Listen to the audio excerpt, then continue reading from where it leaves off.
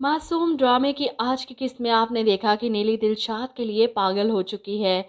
शादी की रात वजदान के घर से भाग गई दिलशाद के पास जाने के लिए। पहले तो अपने बाप की इज्जत का पास रख लिया था निकाह करके, लेकिन अब कौन सी इज्जत का मान रख रही है। अभी भी तो घर से भागी है, तब भाग जाती। कम से कम वजदान और इसके बेटे की जिंदगी तो यूं बर्बाद ना होती। सनी के लिए बहुत बुरा लग रहा है।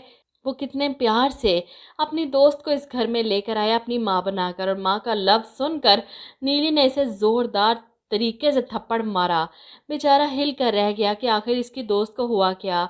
उदास बाहर बैठा है। जब वजदान इसके पास आता है तो वो अपने डैड से पूछता है कि मेरी दोस्त को क्या हुआ है, वो इतने गुस्से में क्यों है। अब तो वो मेरी ममा बन गई हैं। लेकिन जिस पर वजदान तसल्ली देता है, आज उनकी तबीयत ठीक नहीं, लेकिन कल वो बिल्कुल ठीक हो जाएंगी और फिर मेरे बेटे के साथ खेलेंगी भी। ऐसे में सनी मासूमियत से पूछता है, और थप्पड़ भी नहीं मारेंगी ना। वजदान को हैरत होती है कि नीली ने इतने छोटे से बच्चे को थप्पड़ मार दिया, इसका क्या कसूर है। वो कमरे में जाता है नीली से बात करने के लिए। देखो नीली, कम से कम अपना रवैया मम्मी और सनी के साथ ठीक रखो। मैं जानता हूँ कि तुम ये शादी नहीं करना चाहती थी, लेकिन इसका ये मतलब तो नहीं। ऐसे में नीली चिल्लाती है कि हम कोई गुलाम है, जैसा आप कहेंगे वैसे हमको करना पड़ेगा।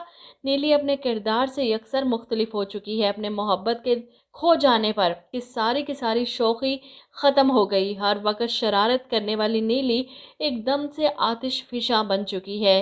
कोई भी इसके करीब जाने की कोशिश करता है तो जलाकर राख कर देती है। सिर्फ एक वजदान की माँ है जिनका वो लिहाज कर रही है। इसलिए इसके चीखने चिल्लाने पर जब वो कमरे में आती है नीली से बात करने, हालांकि नीली जिस तरह चिल्ला रही थी, बाहर खड़े इन्हें सारी आवाज़ें आ रही होंगी, लेकिन वो फिर भी सुनी अनसुनी करके नीली को अपने सामने बिठाकर बड़े प्यार से समझाने की कोशिश करती हैं कि अब तुम पर जिम्मेदारियां बढ़ चुकी हैं।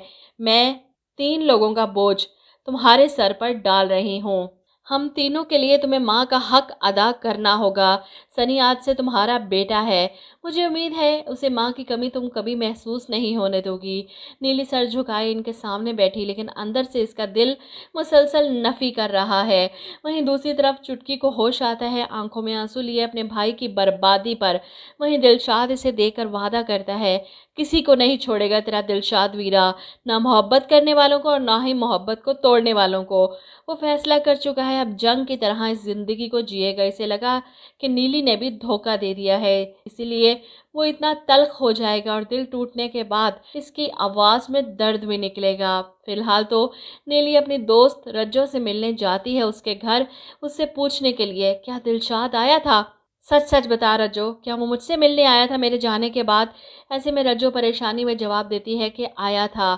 नीलो सवाल करती है, फिर क्या हुआ था रज्जो, बता मुझे फिर क्या हुआ। और जब रज्जो बताती है कि कैसे इसे और इसकी बहन को नवाब साहब के आदमियों ने बुरी तरह से मार मार कर भगा दिया, यहाँ तक कि चुटकी के सर से तो खून भी निकल रहा था।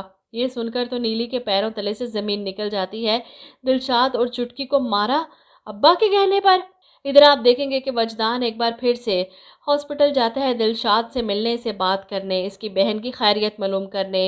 इसे ऑफ़र करता है कि मेरे पास आपके लिए एक काम है, एक कॉन्ट्रैक्ट कर लेते हैं, कॉन्ट्रैक्ट ख़त्म होने के बाद आपको आपकी रकम मिल जाएगी। मुझे तो हैरत हो रही है कि दिलशाद ने वजदान को पहचाना क्यों नहीं। वो इसे नीली के साथ कई बार देख चुका है।